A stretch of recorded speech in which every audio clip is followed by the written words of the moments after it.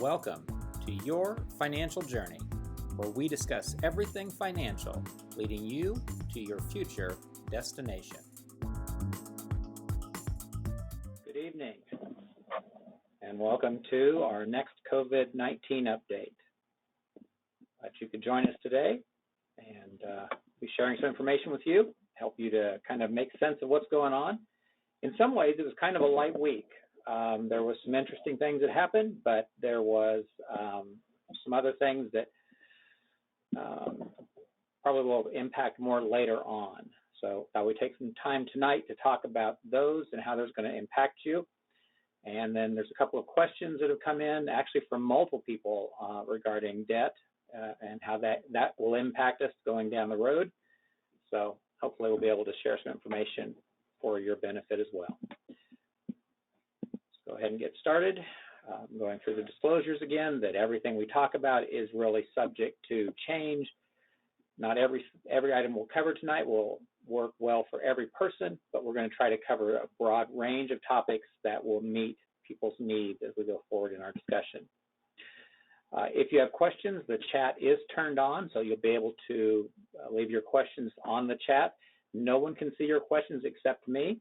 Also, you can email a question if you'd like, either during the meeting or after the meeting to info@Frank's office, and we'll be happy to answer those questions for you as well.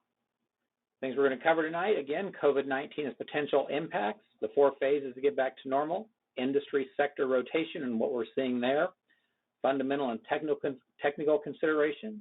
We're going to review some of the economic data this week. We're going to talk about U.S. debt and how that looks. Some of the things to look for in the coming weeks, and then your risk and reward discussion, as well as any questions you have at the end of the discussion tonight. So just some updates from the past week. U.S. now has more than 988,000 confirmed cases of COVID-19 and over 56,000 deaths at this point. 26 plus million people have been furloughed, laid off, or terminated as of the last 5 weeks. Unemployment is currently estimated between 10 and 15%. We're really waiting to see at the end of this month what that looks like, but expectations are that it could be as high as 20%. Concerning weakness in U.S. debt, we're concerned about that. We've got debt issues for corporate, state, local, and federal government, as well as individuals. This week, something else came to light, a concern about supply chain disruptions and breakdowns in food services, specifically Tyson Foods concerned about a potential break in the supply chain for meat, and the number of plants right now, about 15% of meat processing plants have closed, and so there's concern about what that's going to do down the road as well. Additionally, federal and state governments are now implementing strategies for restarting U.S. economy state by state, and we've seen that with about 8 states right now who are starting to reopen their economy. It's unsure how the virus is going to respond as we begin to reconnect. Some people have a very positive idea about what it's going to look like, and some people are more concerned. But we're still looking to see what the result of that is as we go forward here over the next few weeks as these states begin to open. Money from the CARES Act is now being distributed. We are seeing PPP loans that have been implemented, people receiving those proceeds. Certainly there are people who have received their recovery rebates, as well as a number of other resources have been put out into people's hands right now. The Federal Reserve and U.S. Treasury continue to aggressively create liquidity for the banking system and to protect credit availability. And we saw Congress pass the Corona or CARES Act 3.5 or 4, depending on what you call it, which leads to the PPP program round 2 has begun. That actually started yesterday, and they started distributing proceeds from that. There was a few hiccups as they tried to determine which groups can receive it and which groups can't, because some people have taken advantage of it, some corporations have when they shouldn't have. We also now hear state and municipal governments requesting bailout resources.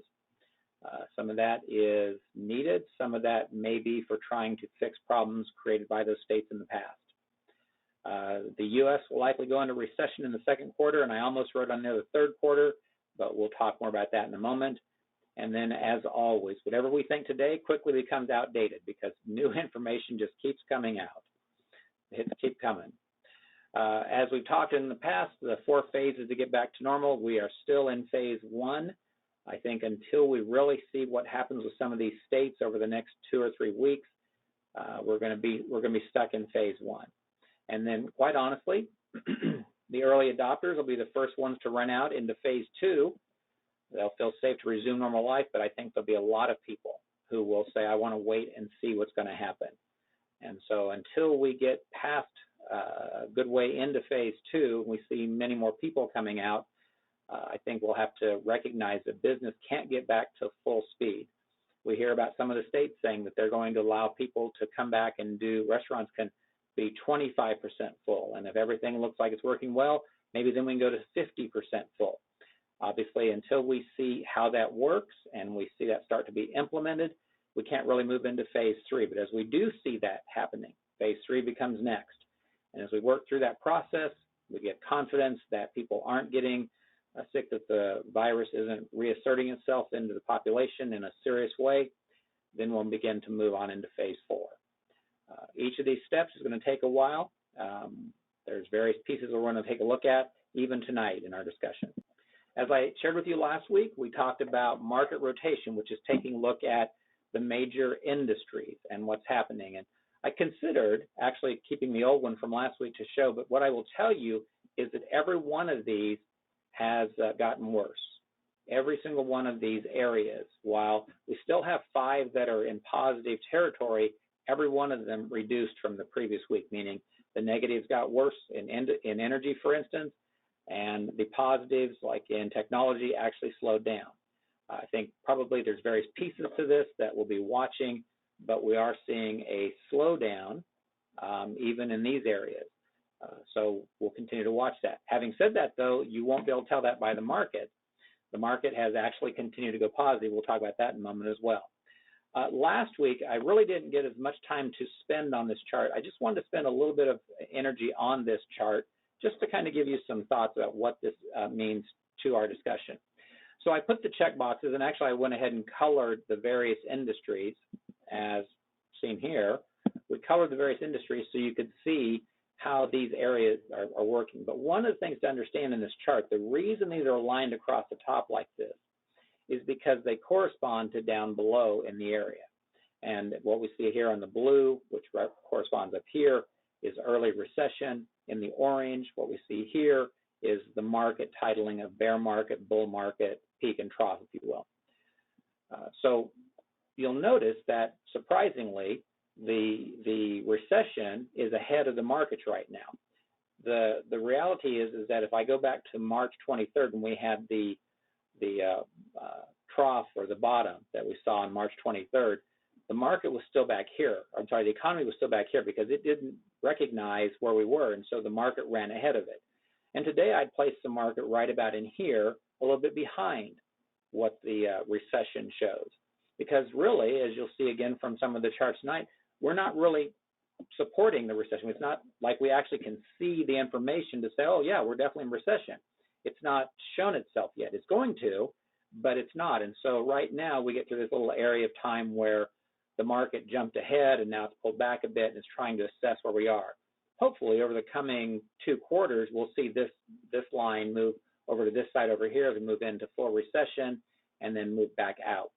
It'd be great if we didn't have to do such a thing, but I don't see any reason to believe we're not going to experience this trough here and then move back up again, and then the market will go along with that. And hopefully at some point here, we're going to find the market run ahead of it, not stay behind it like we are right now. As we go through these pieces, what you'll see is that as we move out of these areas, we're going to move into technology, discretionary, communication services, industrials, materials, energy. They will all peak out as we go through these various waves for market rotation. And again, as we go through this, it'll be easier to see how each piece kind of fit as we move forward. Looking at some of the technical analysis, I moved the charts forward from last week to this week, and you'll note that, for instance, the Dow Jones Industrial Average, it actually broke through and is held above the 50-day moving average. That was one of those demarcations I was telling you that we were watching to see what that would look like, and as long as that continues on, that will be a good thing. One of the things we will notice, the line has held. We are still, it came up here hit what we call a ceiling of resistance. It's held here. I'll be curious to see what happens when it continues on. In that area, we can find that we're seeing the growth that sort of supports an upturn in the market. I'm not sure that it's going to stay there, but for the moment, that's how we're going to treat that. We have the ceiling of resistance here, and so obviously if we were to take this out here, we'd see it runs up to where the 200-day moving average is. Nothing like that's happening right now because, honestly, the floor of support is still where it's bouncing along right now. So it had some points where it hit the floor. Now it's kind of bouncing along the floor. What will be important to see, at least from a technical viewpoint, is in the coming weeks, does it stay above the floor, or does it actually create a new floor? Or does it break ahead, goes on up here and continue on to break above the 200-day moving average, which would be interesting. I'd be surprised, but it could happen. As we look at the S&P 500, what we find is that it broke significantly above and actually is held well above the 50-day moving average, which is solid. We like that a lot. We see that the ceiling of resistance and floor of support are continuing to move up. Again, it is still running along this floor.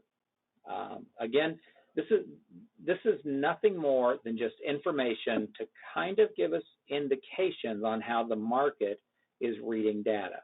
This is not a final answer to anything. It's just something to use to measure information and make decisions as we go forward.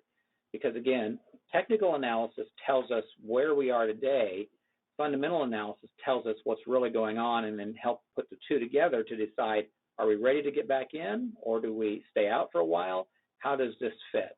When we look at the NASDAQ, which is pretty tech heavy, one of the reasons that I showed you the sector rotation is the NASDAQ has done well because of technology and communications, two areas that it's heavy on. You can see that it's actually broken above the 200-day moving average and it's holding, and it's also showing strength up here at the very top. So it gives good indication that at least for now, this has a lot of value. We can also take a look at the ceiling of resistance and the floor of support, and we see that it is moving together. Another interesting thing to look at, I know I'm getting technical and I apologize, but I just find this fascinating. As these two lines move together, pretty soon something has to give way. Either it breaks up and goes higher, or it turns and goes further south. And that's part of what we're looking for as well as we move into an understanding of the fundamental analysis. The VIX, which is actually a measurement of volatility, it identifies that it has broken down, which is a good thing.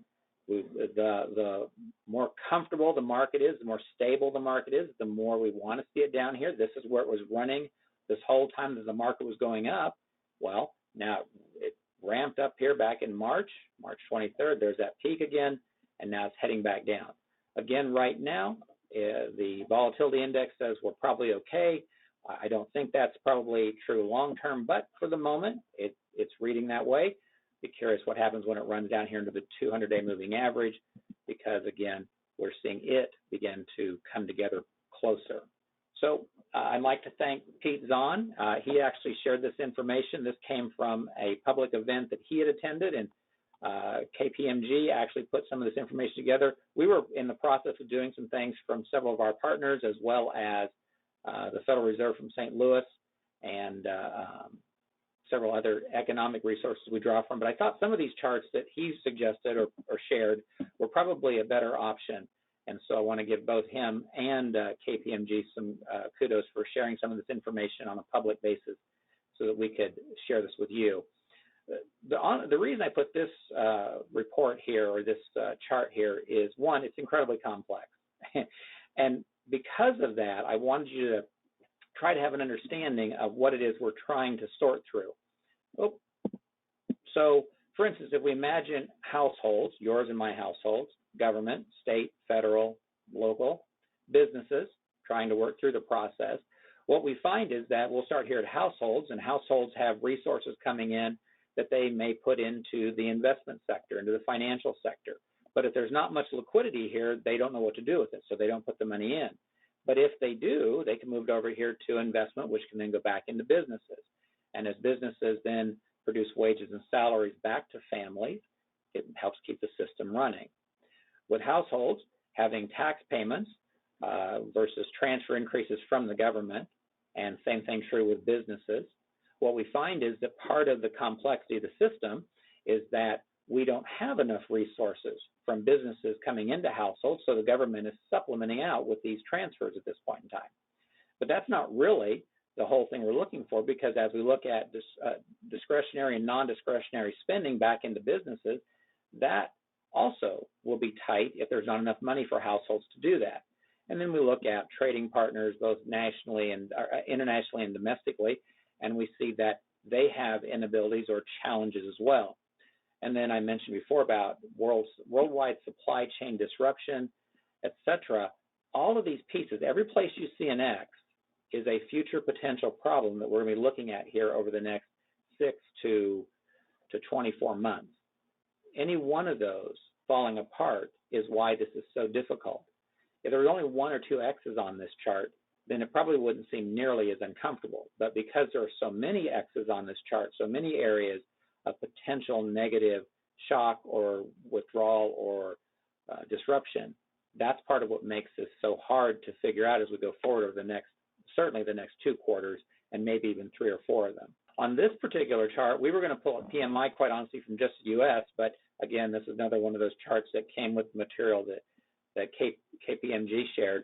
But one of the biggest reasons I wanted to show you this, well, first of all, let me just deal with this. With Purchasing Manager, the PMI and Purchase Manager Index, what we're looking for is above 50. Anytime we see above 50, those are good numbers. And quite honestly, as we go back over the last year, we've had some very good numbers. 48's in the yellows, still 50, anything above 50 is considered to be a great number. What we see, though, is in March and a little bit in February, we saw some negative, some dropping below the 50, and then here in China, for instance, way below 50.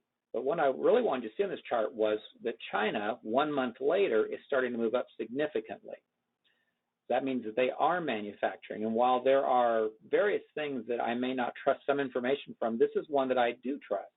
Because if they're manufacturing again, they started out with challenges back in January, maybe even in early last year, and they are actually seeing some growth in their manufacturing. So if we come up here to the U.S., right here, we see that we went from 53 to 49 to 39. This gives me hope that maybe in the next report we will see an improvement again. Certainly maybe by the May report, April, May, June report, we should see something, which would be an indication that we're moving in the right direction. The reason I think that's possible is because when we look at what I've been saying before, so Q1 is going to be a negative, Q2 will be a very negative report when we take a look at gross domestic product.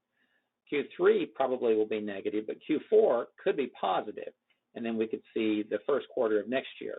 Part of what I've been saying these last 4 meetings were that we see that 2020 is going to be the year of Corona, but we recognize 2021 as easily being the year of recovery. Now, this looks high, but when you consider this, we will not have recouped what we will have lost from 2020, and that's going to be part of the problem as well. So while we'll have some great opportunity here to see growth, the reality is it's probably not going to offset what we had before. And as we go through the process of speeding up and slowing down, this could be due to oil prices going back up again. It could be due to supply chain disruptions. There could be various reasons why we experience this challenge. And again, we'll have to wait until we get through that to see what's happening. And then finally, as we move into 2022, we can see that it's looking more like what we experienced in 2019 again. So this wild curve, this wild S-curve, just likely be a process we'll have to work through. And again, without too many problems on all of that previous chart I showed you where all the X's were, then this could happen sooner rather than later. Now, the reason I included this chart was I wanted you to see something that I think is critical. Here's where we are today, and we can see that we've had a significant drop in employment. It's gone negative here. And when you compare it to what we saw in 2007, 2008, on into 2011, you say, well, that doesn't look too bad. Here's 2001, what we had with the recession there. But really, the value of this chart is to recognize that we're just starting out right now, because this is 2009, and this is what the forecast is for the next 2 or 3 quarters. So you can tell that what looks so big on the previous chart really doesn't look like much of anything compared to what we're probably going to deal with here the next few months. But it's also very nice to see that it's probably going to be pretty short. Again, this represents every single one of those quarters. This is much shorter. So it goes back to this conversation that we may actually see a V shape. It could be a W because the market may go back down again, but it shouldn't be too long of a term. These lines here represent consumption. And as we see, consumption is likely going to slow down a bit. And there were some other charts that I wanted to save for another meeting to talk about how that consumption might look. But when we go back to the industries and the sectors and we see material purchases, we see consumer staples, we see discretionary spending and such, the reality is we probably are going to see that pick back up faster rather than what we saw the last time going back into the previous recession in 2008. So moving forward, it may look sharper and look scarier, but I think on the plus side, it's going to come out of it faster. Again, time will tell. The reason that is because as we look at the performance that we had before, we see the pullback now, the estimated pullback, the forecast. It's probably not going to be as good as what we had been seeing from the trend before, but it should recover pretty well. And hopefully by recovering well, will mean we'll be back on to the other things that we were seeing before in the markets and the economy, the growth of jobs, the trend that we were operating with before. So with that in mind, 3 years from now, I am relatively comfortable that CV19 is still going to be just a memory because, again, we will see downturns in the bear market and upside in the bull markets, and we've spent far more time in bull market than we did in bear market. And so when I show you the economic data, the forecast, and you'll know I don't show much in the way of forecast. I included a couple of things today because I don't think we really can get our head around what forecasts will be. For the last number of decades, I have sat in a lot of investor advisor meetings where economists and experts tell us what we're going to expect, and it's rare that it happens exactly like they say. And I think that's going to be the case here. Some of it may be better than we expect. Some of it may be worse than we expect. Now, with that in mind, let's take a look at probably one of the bigger concerns I hear people talking about now that is something I'm watching as well.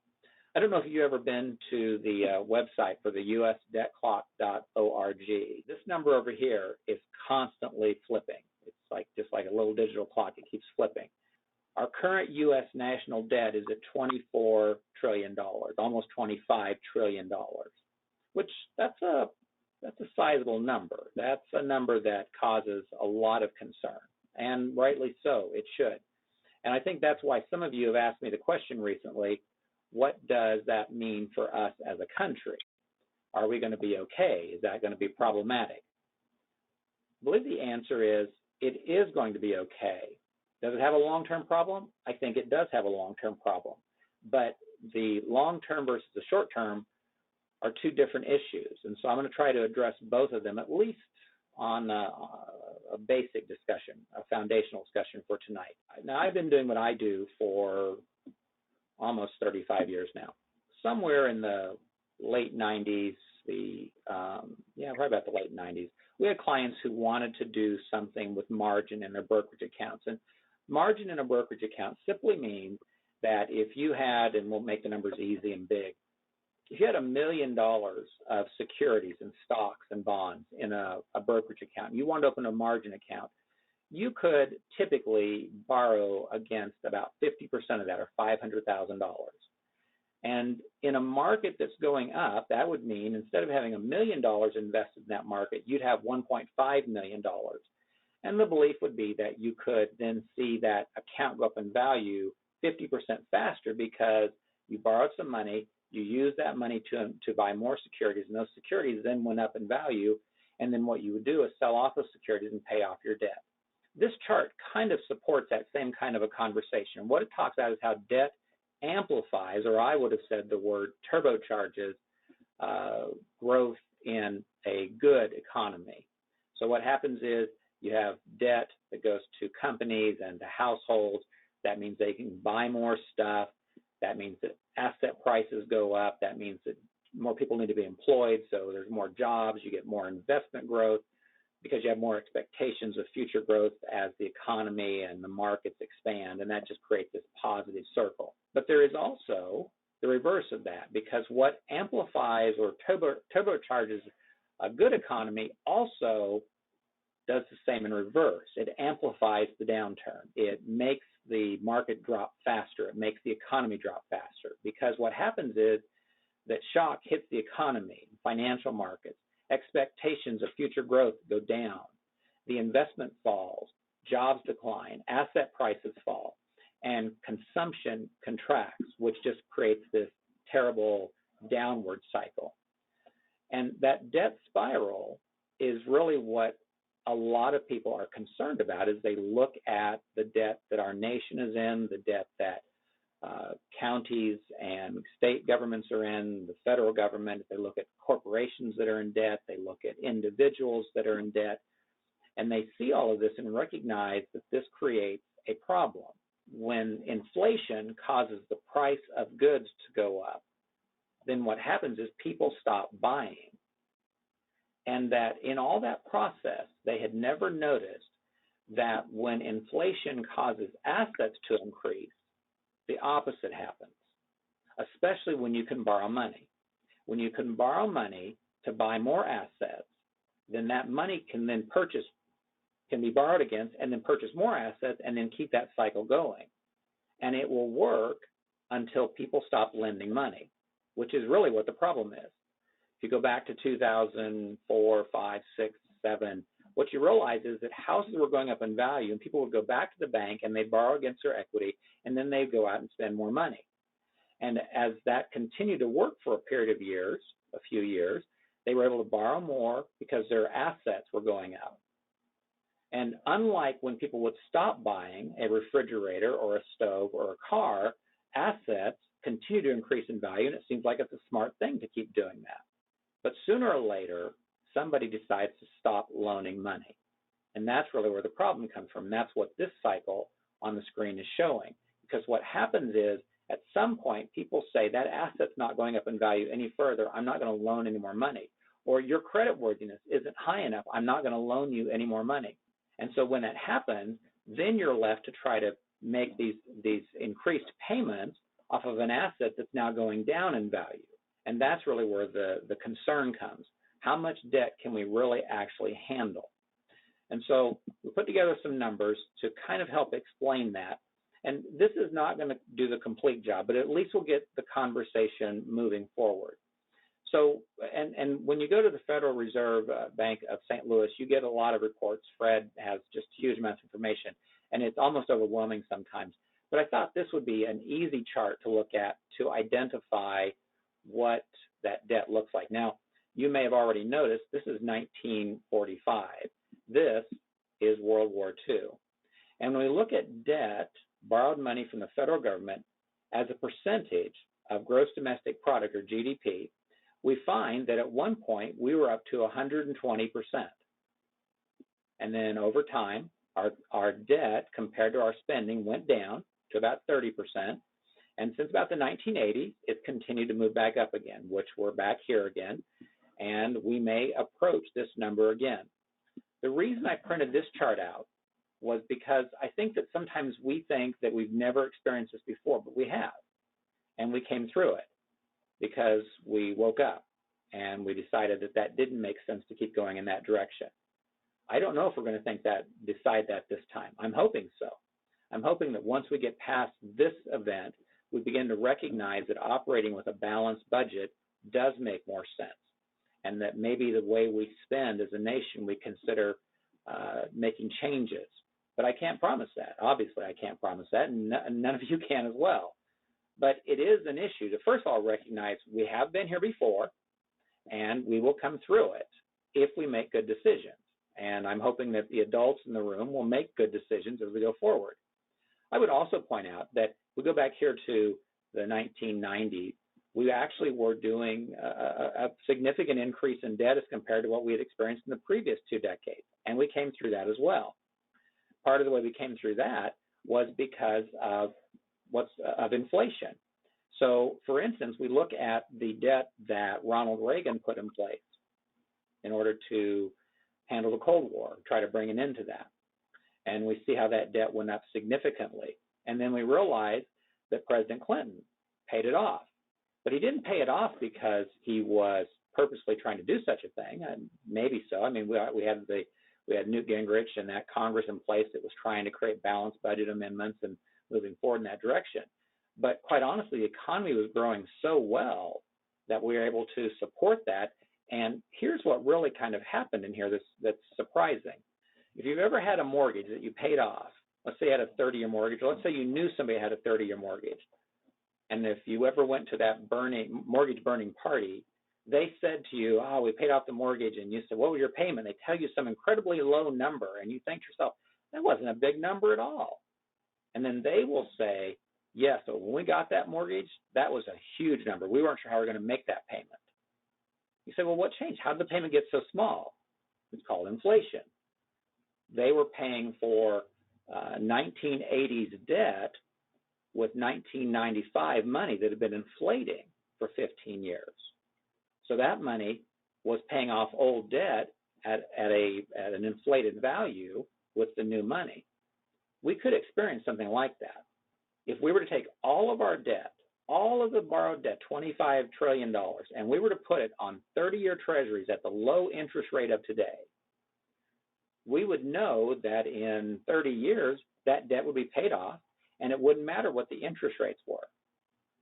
But the problem we have is that our debt is not a fixed debt. If you have a fixed mortgage versus a variable mortgage, you know that mortgage that's variable can change on you.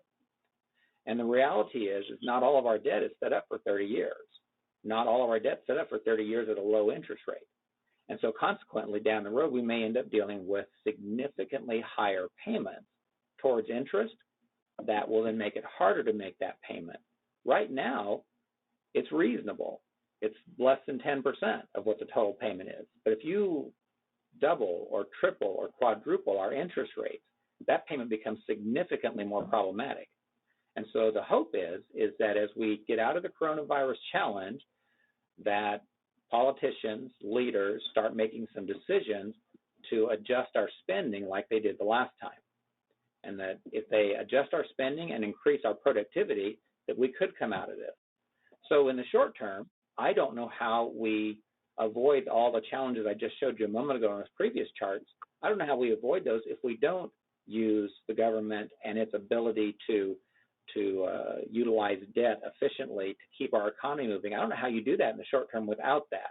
And the reality is this will help fix that as long as we are wise on the other side of that discussion. Because as I look at that chart, here's what the expectations are for that potential debt going forward, that we're going to be somewhere near what we were back in World War II. With that in mind, as I've shared with you, and I've had some great conversations with you, I'm going to offer this every meeting. Plus, next time, I'm going to offer you a different resource that can help you as you're doing your planning and setting your SMART goals.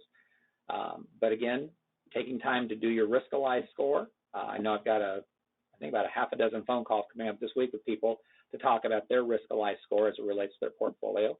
This is a free service to you. It's designed to help you be able to understand what risk you're taking in terms of real dollars to make sure you're good with that when it comes to how we invest in the markets. Because the truth is we want to invest according to your risk tolerance, not what we think it should be, but what you need it to be. And so again, if you'll just email Lorena or the info at Frank's office, we'll be happy to set you up a link so you can do that. Okay, so with that in mind, I really do appreciate your time. Hopefully this was valuable for you. And if you've got more questions, please feel free to email us, and I will look forward to talking with you next time. So be safe and be well, and we will talk soon.